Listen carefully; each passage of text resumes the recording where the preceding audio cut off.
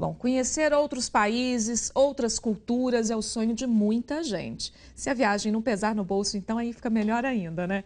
É por isso que hoje nós vamos falar aqui no estúdio sobre intercâmbio. Está ao meu lado a coordenadora da Assessoria de Relações Internacionais da PUC Minas, Rita Loubach. Bom dia. Bom dia. Cada vez mais as pessoas têm procurado, né, ir para outros países. O intercâmbio tem ficado assim mais fácil, mais acessível, na sua opinião? Mais fácil, mais acessível e cada vez mais necessário no mundo que se globaliza num ritmo bem significativo. Então, é interessante que as pessoas que, além de que têm essa vontade de morar fora, possam buscar esse sonho, porque isso realmente é um diferencial competitivo, tanto profissionalmente quanto para a vida das pessoas. As pessoas que têm essa experiência, por exemplo, o currículo delas são vistos, né, de forma diferente, de uma outra forma pelas empresas? Exatamente, tanto aqui quanto lá. Não é um fenômeno só brasileiro.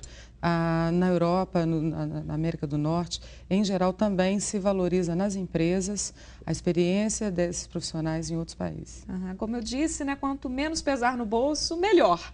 Muita gente acha que essa experiência, né, viver fora do país por um determinado período, pode sair muito caro.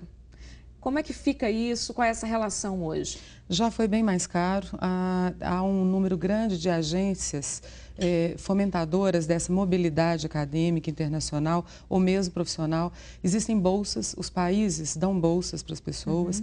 Existem clubes de serviço como o Rotary, que também dão bolsas, outras ONGs. E os alunos podem também procurar, no caso do Brasil, CAPES, CNPq.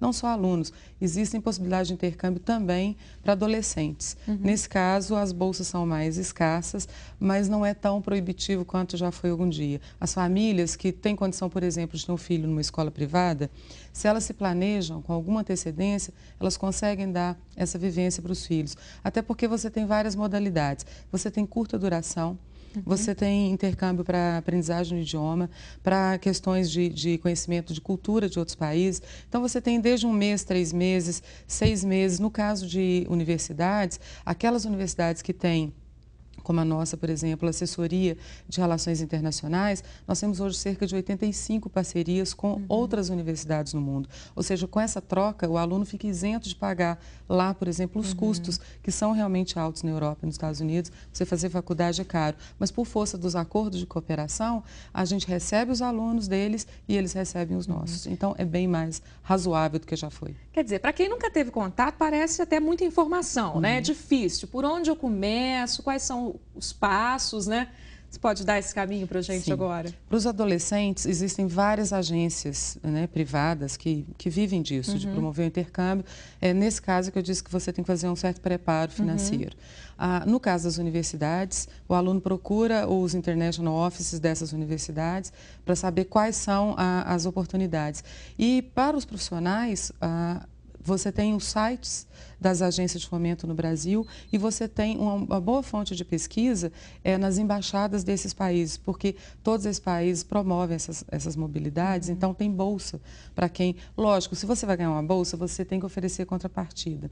Em geral, é um projeto de pesquisa que você tem e que eles se interessam por ele, e a outra forma é você fazer concursos, né, para garantir essas bolsas.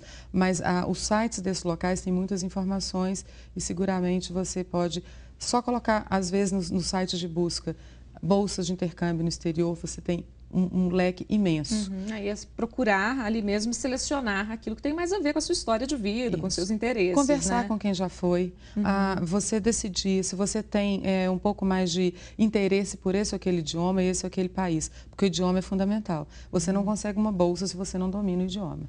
Né? Você não vai desperdiçar a chance, por exemplo, você vai assistir aula numa universidade estrangeira, obviamente vai ser dado naquele idioma ou em inglês. Aí não tem ou jeito, em inglês. né? Então, o domínio tem que ser de intermediário para cima. Então, a pessoa que quer ir tem que se preparar, dominando o idioma, buscando os agentes financiadores e, se ela vai financiar por conta própria, fazer um planejamento. Mas hoje é uma experiência que vale a pena e que cria, sim, um diferencial competitivo, tanto para o currículo e, do ponto de vista dos adolescentes, é uma oportunidade de crescimento pessoal muito grande. É, realmente, né? Agora, quem vai para trabalhar, quem não quer mais estudar, né, quer realmente trabalhar, as oportunidades também são boas?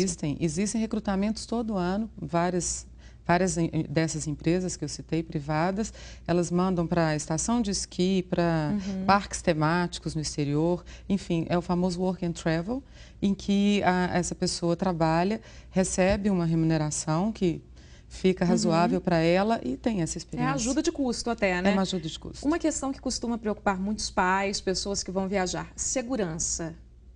Olha, alguns desses países, principalmente do dito primeiro mundo, eles têm um índice de segurança, assim, realmente muito confiável. A criminalidade, por exemplo, nesse país é baixíssima. Agora, você se adaptar lá fora, o perigo não é só a criminalidade. Sim. Você tem pessoas desajustadas em qualquer lugar no mundo. Mas essas empresas que cuidam de enviar as pessoas, ou os clubes de serviço, ou mesmo as universidades que recebem os alunos, eles têm todo um cuidado de colocá-los em situações com o mínimo de controle. Sabe? É lógico que não há controle de tudo na vida, mas é muito mais seguro, às vezes, do que os nossos índices aqui no Brasil. Rita, muito obrigada pela sua participação. Um ótimo dia. Muito obrigada.